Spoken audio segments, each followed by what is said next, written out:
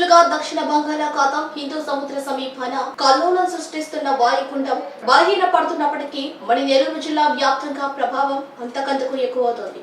జిల్లా కోస్తా తీరం వెంబడి చలి వణికిస్తోంది. అక్కడక్కడ చిరుజల్లులు పడుతున్నాయి. వాతావరణ శాఖ ఇచ్చిన సూచనల హెచ్చరికతో ఉమ్మడి నెల్లూరు జిల్లాలో రెడ్ అలర్ట్ ప్రకటించారు. జిల్లా కేంద్రంలో కంట్రోల్ రూమ్ ఏర్పాటు చేశారు. జిల్లాలోని అదాని కృష్ణపట్నం పోర్ట్ లో 1వ నెంబర్ ప్రమాద హెచ్చరికను జారీ చేశారు. సముద్రంలో మత్స్యకారులు వేటకు వెళ్లరాదంటూ జిల్లా కలెక్టర్ ఓ ఆనంద్ నిషేధాజ్ఞలు జారీ చేశారు. కడలి కల్లోలంగా మారడంతో బీచ్లలో లోతైన ప్రాంతాలకు వెళ్లకూడదంటూ జిల్లా ఎస్పీ కృష్ణకాంత్ స్థానిక బీచ్ నిర్వాహకులను ఆదేశించారు.